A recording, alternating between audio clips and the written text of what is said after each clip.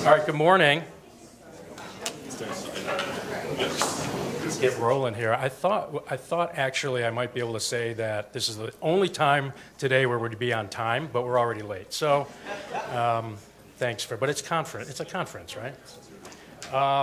Thanks for coming so bright and early. It's great to see everybody here for our 10th anniversary. Happy anniversary to INCBA. For those of you who are living under a rock and don't know, 10 years, and you'll hear that throughout the program today and tomorrow. Some retrospective about the first 10 years and some crystal balling into the next 10 years. It should be interesting. We have a great lineup. I'm sure if you haven't looked at it already, take a look. And all day today we'll be in this room with 6 panels, maybe 7 panels. We have a great slideshow too, which is a little distracting, but that's okay. I'm not saying anything all that interesting anyway. By the way, let me introduce us. For those of you who don't know us, this is the 3-headed monster that created the content for you today and tomorrow. My name is David Ruskin. Thank you. President, honored to be the president of this great organization. Fatima Afia, who's a board of directors, vice president of the CLE committee, and Kyle Finnegan, who is also CLE co-chair and man about town. That's heavy lifting. I mean, look at the size of this. Manual. So, all right, I have some logistical things we have to just get through before we kick off it in 1 minute at 9 o'clock. All right, happy anniversary. I said that. Also, we need to recognize. Is Nastasha in the room? I don't know if she's in the room, but our executive director. She's right there. Come on down. Okay. I mean, a round of applause, of course. This wouldn't be happening without her. And Jim Canto, for sure, who's the man behind the scenes. If you don't know Jim, he makes us run. Also, is Jordan here? Jordan Wellington, who is coming hopefully soon because he's leading a panel in about an hour, who's local. Some of you actually a lot of you probably know Jordan, but Jordan and Strategy 64 were very helpful in helping us with the content. Some of our speakers here, and I should also mention and give a thank you to some of the regulators who we have from the CANRA program over the last 2 days who are going to be on some of our panels. It's such a great opportunity for us to have our program, Cannabis Law Institute, right on the backside of the CANRA stakeholder meeting because we get to connect with them, as some of us did last night, and have them come give us all the good information, the down and dirty, hopefully. So we'll hear from some of them. Thank you in advance to them. Other shout outs, let's see. Our sponsors. We can't do this without our sponsors, so thank you. If you haven't been out to the forum area, just past the check-in table, go out there. There are sponsor tables out there. And I'm not even going to tell you who they are, so you actually can go out and see for yourself. So check out our sponsors. I'll probably be up here in between panels today and talking about sponsors as well. But check them out, talk to them. Speaking of the forum, there is lunch. If you don't know already, we will be serving lunch out there. There will be a happy social hour after the program today, also out there. So expect to see you out there. And part of Cannabis Law Institute part of the INCBA, a big part of it is connecting. So if there are people here who you haven't met, you don't recognize, including me, if you haven't met me, come say hi to me and Fatima and introduce yourself. We may bite, but it'll be a benefit to meet us and Kyle too. I didn't mean to leave you out. But introduce yourself to someone because that's a big part of what we do here is networking, introducing, moving the industry forward by helping each other. And so it's a big part of it. You're going to learn a lot. You're going to hear a lot. You're going to hopefully participate too because there will be questions, opportunities for questions of the panelists. but to the extent, there's time to network, please do that.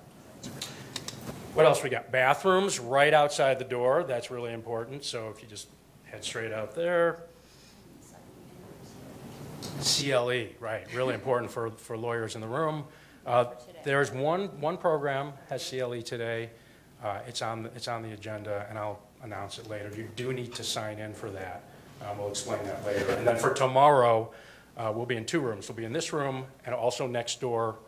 And for whatever program, whatever panel you attend, sign in so you can get your CLE. And if you don't attend the full thing, you can still sign in. This isn't recording, is it? Thank you to Sturm College of Law. I've never been here, but this is where we held our first Cannabis Law Institute. Yeah, I don't know if Libby's around or Wayne's around. Anybody in the room right now who actually graduated from here, went to school here? Yeah, it's awesome. It's awesome. It's a really cool layout. By the way, speaking of our first CLI here, when you have a chance, in the back of the room, we have the original boards from 2015, or was it 15, 16? I don't know when that was. The first Cannabis Law, 2017. Right, because it's a 10-year anniversary, but the 8th CLI, that will be the most math we'll do the whole time.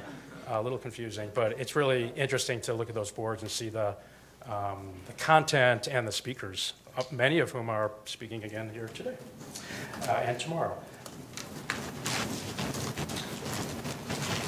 I think I caught everything.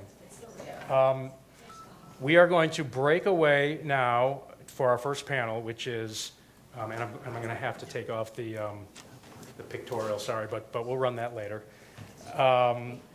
So the first panel that we're going to have today is really cool. It's essentially our keynote speaker for the program, which is our sort of a Q&A with our founders. The original folks, there they are, who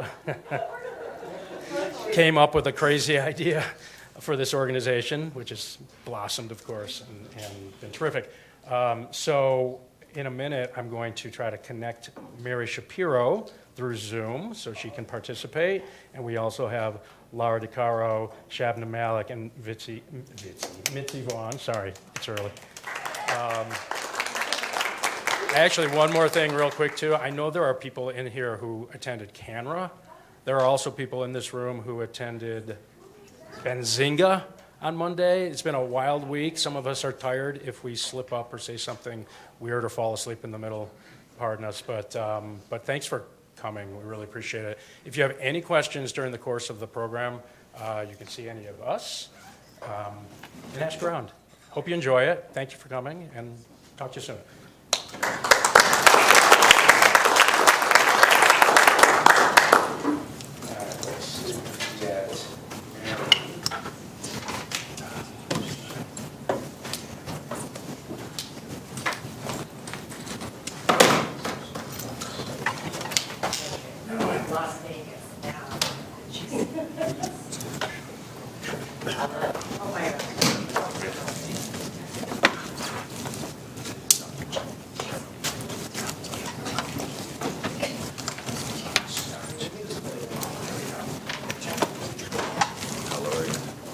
Jason, are you getting her texts with lots of pictures she's now finding, even though this event already started?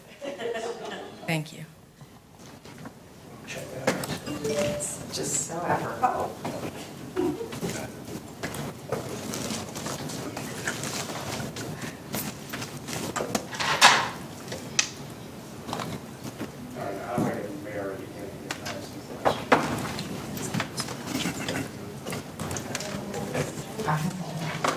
I'm getting dizzy though. Are we?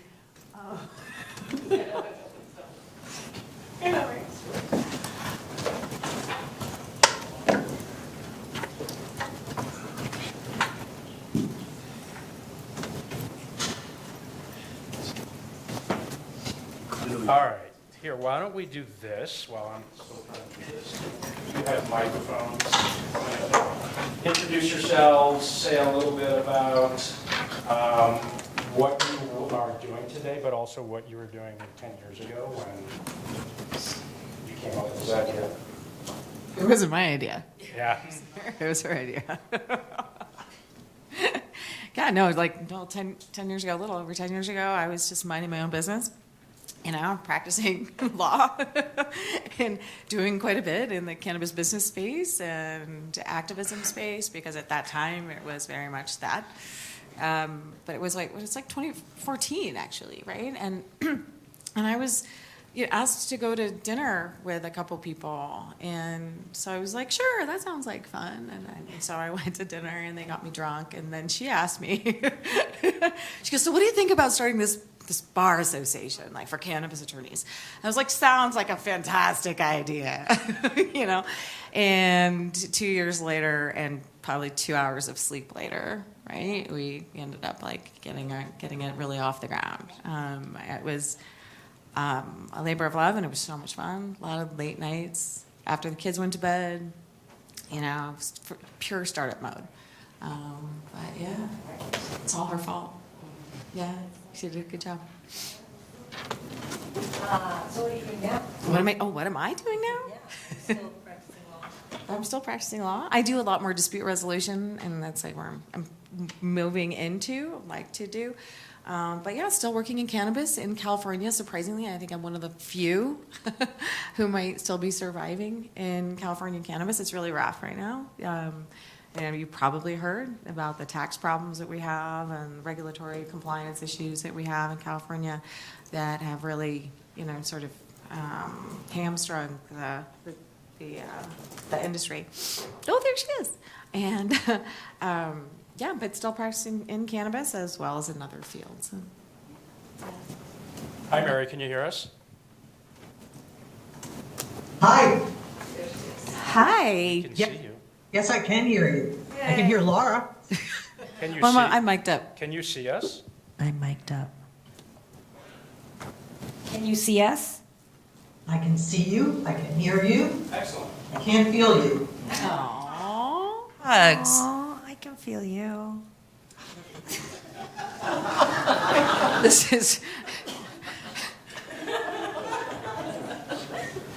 All right, Shabnam's next. Shabnam, tell me what you were thinking. What was I? In 2014, I was working for a woman named Zan Abrahamson in a boutique IP law firm in Berkeley, California. And she invited me to work on the state trademarks and all things trademark for cannabis companies. And I was stalking Mary Shapiro at the time, kind of trying to figure out what it is that these people are doing with IP protection. And Amanda, my then fellow associate at Cobalt, and I had the idea that, like, hey, wouldn't it be great if we knew other lawyers in the space? It really, was state-to-state thing, even in IP, which is normally a federal thing. And so we stalked Mary Shapiro, hounded her down until she agreed to do this organization with us. We found Lara through David Kochman, who was like the only other person I knew. I met him at a party in Denver, actually, in 2013 or 2014, an NCIA party. And he was general counsel of Open Vape at that time. And then I was like, hey, do you know any other lawyers that are like doing business stuff, licensing, that kind of thing? And he was like, well, I know this woman, Lara DeCaro, and gave me your business card. And so then I tricked her into that dinner. And then we, your former boss, Khurshid Khoja, was obviously very active in the activism space and in the cannabis business law space. And so we hit him up to join. He's like, I don't have time, but I'll send you Mitzi. He seriously was like, no, she can do it. It's fine. Yeah. We were like, okay. So then we Thank goodness. scooped up Mitzi.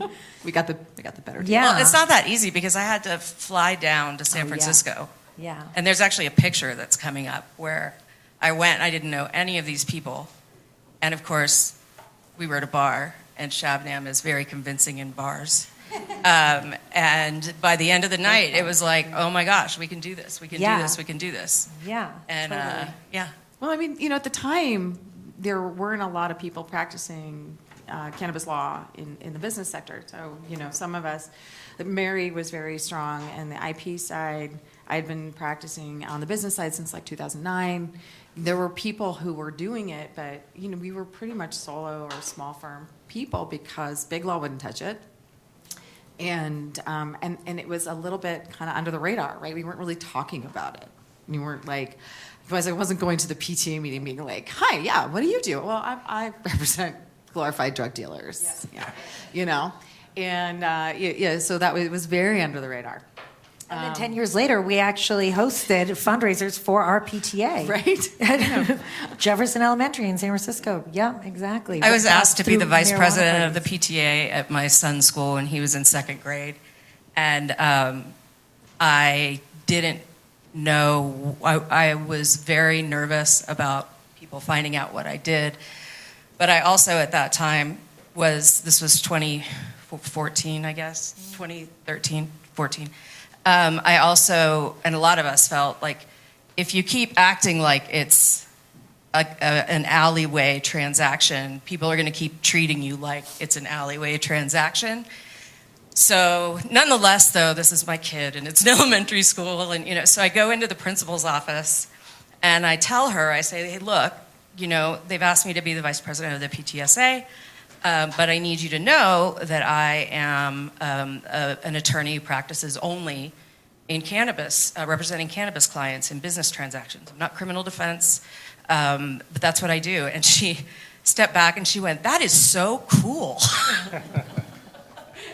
And so I moved on. And that actually gave me the strength to keep doing that. But it was very scary and especially when you're in like an elementary school with your kids and you don't want your kid to be treated like, Right. And we didn't have ethics opinions back then too, either, right? So like, the bar associations that really governed our practice and, the ethical bodies that governed what we do and our registrations hadn't spoken up. And so it was, it was a little tenuous, right? We had lots of conversations about should we ask for, an opinion from, COPRAC or from BASF. And then they started to come out. And, the Bar Association of San Francisco, which is the preeminent bar association in Northern California, and then the Southern California Bar, right, they came out with one later. They started to come out.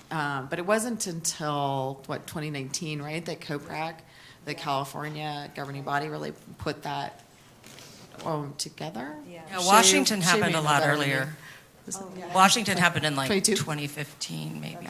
Yeah. So practicing law at that time, and then really outing ourselves, right, as a bar association, and we're like, hey, we want to support each other. We need to support each other. We need to get to know each other. We need to have each other as a resource and be able to find competent business attorneys who, are practicing in various spaces like IP or something that's different than what I do. So that was the whole point of doing it and creating a hopefully like a safety net and a networking space. We had to call it Can Bar. Remember? And so, because obviously we didn't want our bank account shut down, which is still a problem, by the way, I can attest to.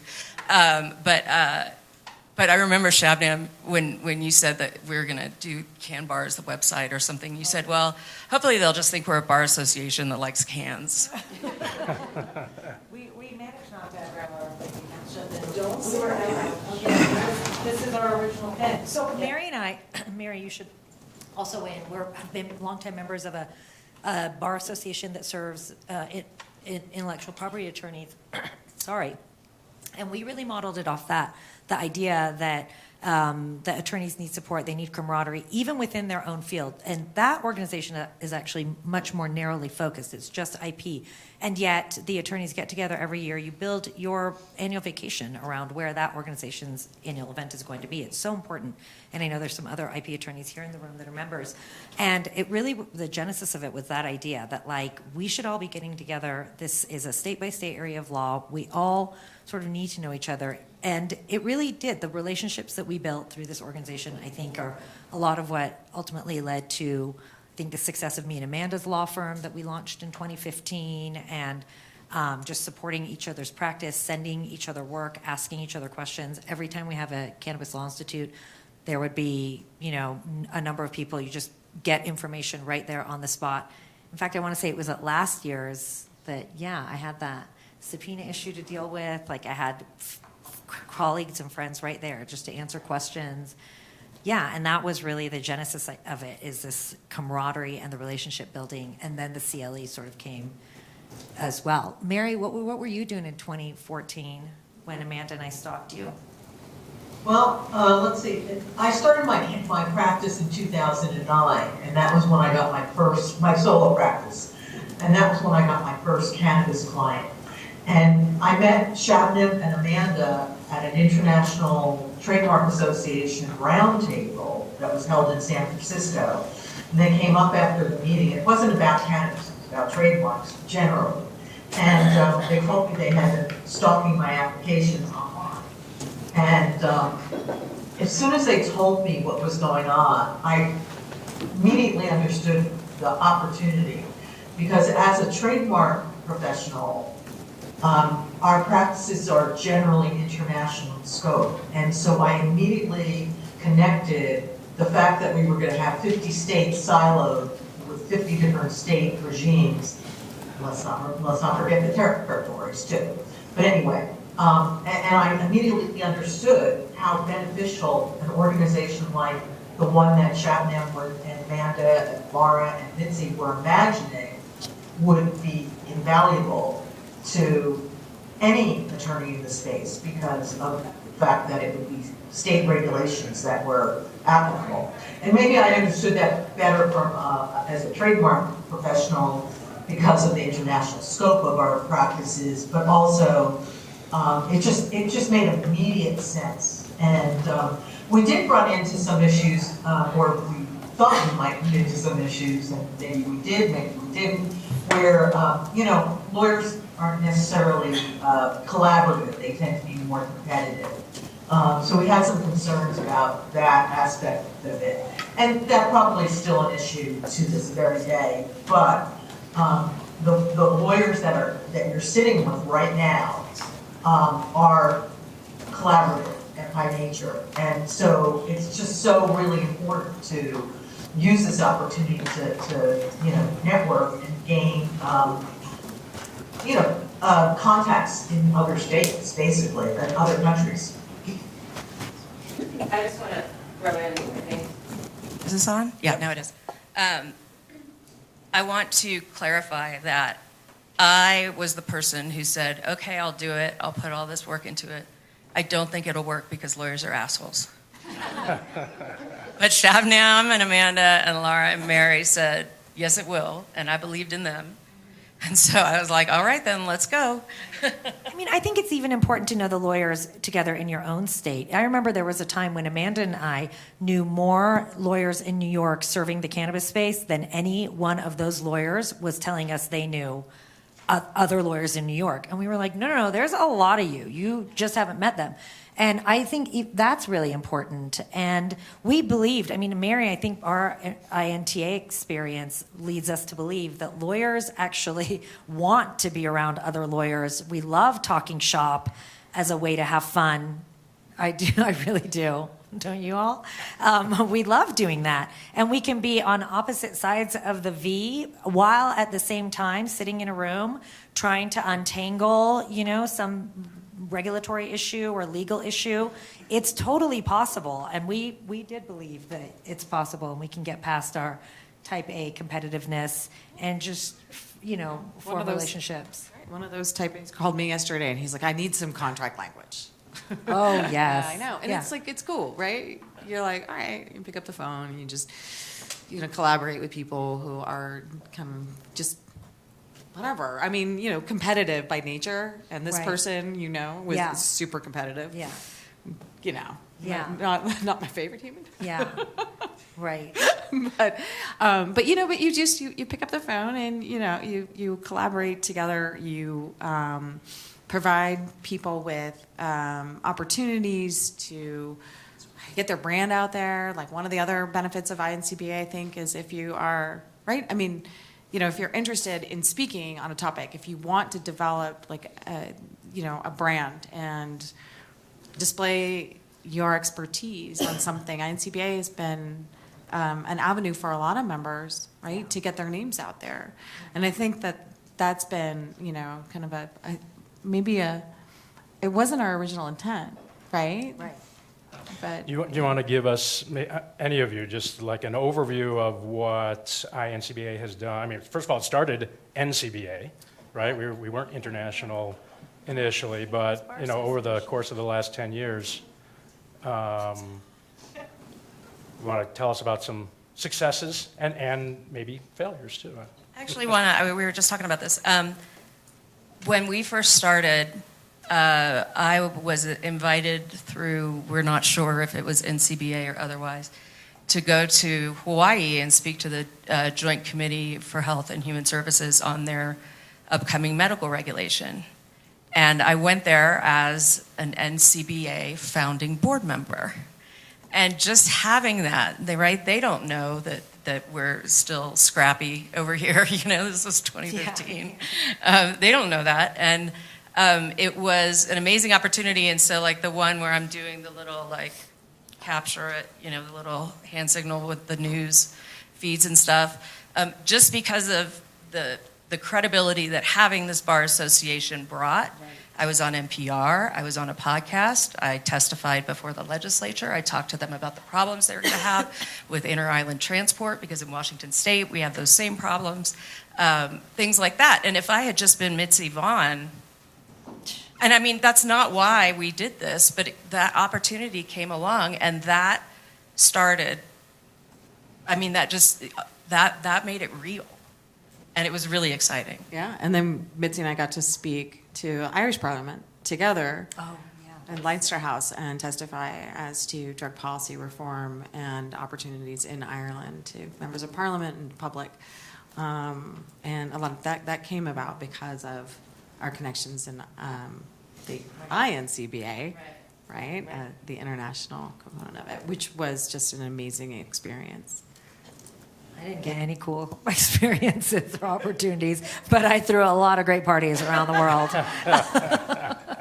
It was the best part. I really do. We've had lots of wins. Actually, Mary, can you speak a little bit to some of the work, the amicus brief with ASA and the Appalachians Project? Can you talk a little bit about that? Sure. I think what is evident and everyone in the room has experienced is that in an emerging market, there are unusual questions anyway that layer on the unlawfulness, and you've got a whole nother can of worms. And, what has been really helpful is having this, broad base of colleagues that can help.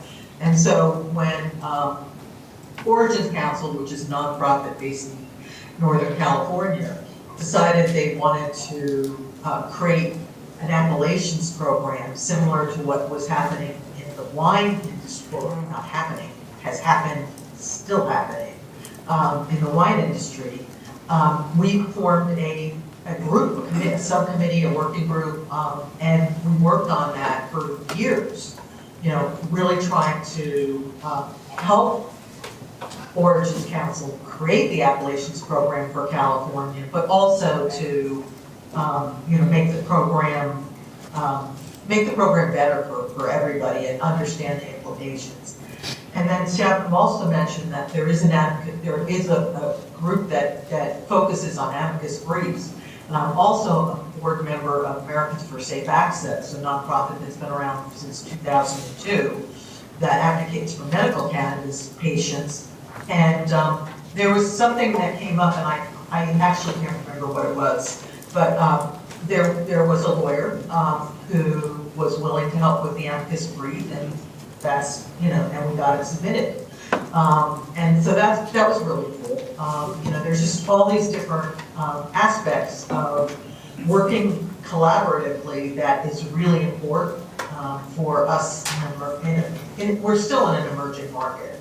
I mean, I know that I thought when I started in 2009 that it makes so much sense that cannabis would be legal in 3 years. And how many times each one of us said 3 years or 5 years or whatever we said. And here we are still federally unlawful, so it's really important. I just, no. Okay, sorry. I just also want to give Mary a ton of gratitude because this was her brainchild. And she worked so hard and fought to make all of this happen and to see it continue and be such a success. Just honestly, Mary, again, I said, that's never going to work, but I'll help.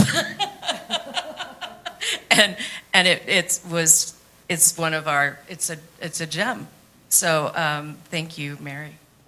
So, You're Pat, too kind, but my philosophy was build it and they will come. You're right. and when you started, obviously we know what Mitzi thought about the expectations, but Shabnam and Lara, same thing? I mean, you didn't expect it to turn into what it is today? I mean, what did you have expectations about?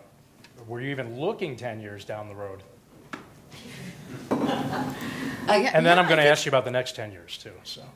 Well, I mean, I guess, yeah, I thought it would get big. I did think it would get big, and then, but I was surprised when we decided to go international, right? And then, like, really grab that audience, and it was great when we started getting international members, Canada, Europe, and then we are talking with folks in Singapore, or like it is really growing. I thought it was going to grow. I mean, I kind of want to touch on just the sort of the spirit of it and. What I saw, like when we had a member who whose offices were raided in 2010, and they took all her files, and basically the DA was arguing that they should have access to all of her client files, right? Because there was some allegation of wrongdoing and representation of a cannabis client, and it was just an allegation. It was fabricated. It was ridiculous. But the way that the community came together, Omar Figueroa in the audience here, he helped us author an amicus brief. It was fantastic. We made stickers we're like, I support the attorney-client privilege. People showed up, went to the courthouse, and it was, at that time, very early on, right in the scope of this organization and what we were doing, but we found it very important to come and show up in that moment. And that's when I knew that it could be something really big if we really wanted it to be, right? It could be like a way for other lawyers to really, really rely on each other in an honest way. So I sort of thought it was, yeah. I did. And we went through three executive directors or people that we hired to try to do it. And we really quickly, right? Fire quickly. We did that whole thing. So yeah, we were focused, I think. Mary? I just wanted to jump in and say, there's everyone in the room knows that cannabis is illegal federally. And thereby, I don't want to say the grace of God because I'm not an atheist, but we've had a very quiet 10 years. I mean, there are certainly some incidents like the one Lara was just talking about, and others. But we should all be aware that the government, this present government, is trying to winnow down the protections that we have, because there is an amendment to the appropriations bill that protects medical cannabis businesses that are operating within the confines of their state regulations. And that is after it got passed, it got passed in 2014. You may remember that's the Barker-Farmer Amendment. And basically the new Congress has stripped that out, at least in the version that's in front of us. And so I want to kind of really bring back to the floor that under this administration and the changes that they're making, we could need each other more than we ever needed each other before. I actually thought, I totally agree with that. Yes. And I actually thought that the organization would be have a larger membership by this point, and I think I think I did have a build it and they will come idea. And I'm a little surprised, to tell you the truth, that it isn't like a 4,000 member organization, because I think there are a lot of attorneys that serve this space. But I don't think that the message of how important it is to have a community together and a place annually to get together physically and exchange ideas, I don't think that message has sunk into as many attorneys as I would have hoped. I'm a little surprised at how small our membership is still. And I mean, because I also sort of have always compared it to the International Trademark Association, which has been around for 50 years now, maybe? Is it 50? Yeah. And so obviously, 10 years, it's a much shorter amount of time. But I really would have thought it would have been bigger. Like, I find it almost impossible to do my job without having colleagues to rely on. I just feel like, what's everybody else doing? I don't even understand it. Who are they talking to? Where are they exchanging ideas? Because I meet lawyers that'll say to me, especially at mid-size and bigger firms now, that'll be like, oh, I've been serving cannabis clients for 15 years. And I'm like, my God, you have? Where have you been? Then who have you been exchanging ideas with? Because we've all been exchanging ideas for 10 years, and it's been really helpful. I mean, the 2 years I was doing the CLO gig for NUCA, oh my God, I could not have done that job without a lot of the people in this room, friends on speed dial, both because what stuff was outside of my area of law, but touching so many states, I really would have thought this would be thousands of people actively involved in this organization. And so that's kind of like, if I were to set out to do something with the second 10 years, it's that. It's like, did I not message enough? Like, is the messaging not out there? Like, it is really important to be getting together every year and exchanging ideas. Sounds like you want a spot on the membership committee. I do. I call myself chief proselytizer. Like, I want to go out there and be like, yeah, I want to tell people, like, you need this. You do. Trust me. It is important in your practice. All right, we could talk about this all day. We're already over, but for the next minute, let's just give us a story or something you want to say to sort of wrap it up. No, you want to stay for another hour? Closing comments. 1 minute stories from us? No. All right, 90 seconds. Get us at the cocktail hour and we'll tell you about Vegas. How's that? Yeah. I'll say the one thing is we're missing Amanda Conley here, right? So she's our buddy. She just landed from her honeymoon in Europe and is home and unable to join us even on Zoom. We're super bummed, but I had to make sure we give her a shout out. She and I mean, that it's really she and these women, of course, who did like a lot of the heavy lifting. Amanda, actually, she and I had a partnership which we launched in 2015. I'm getting a lot of the congratulations on your 10 years on LinkedIn at Brandon Branch. But she actually ran our firm for 6 months by herself while I acted as the acting executive director of the organization. We just split duties, like the commitment we both had to getting this organization off the ground. And then we finally hired Chris Davis, who also really should be here, but also cannot, preparing for a move. Then we handed it over, the ED role, to Chris Davis, and then that's when we had the first CLI shortly thereafter, which Mary, Chris and I put together and continued to put together for many years, the three of us together. We call it our baby. The baby the three of us had together. And from all of us to you, I mean, we wouldn't be here without you, so I want to thank you. Mary, too. Thank you. And we're going to... I just have to say really quick, I'm sorry. I made it sound like I don't believe in this organization.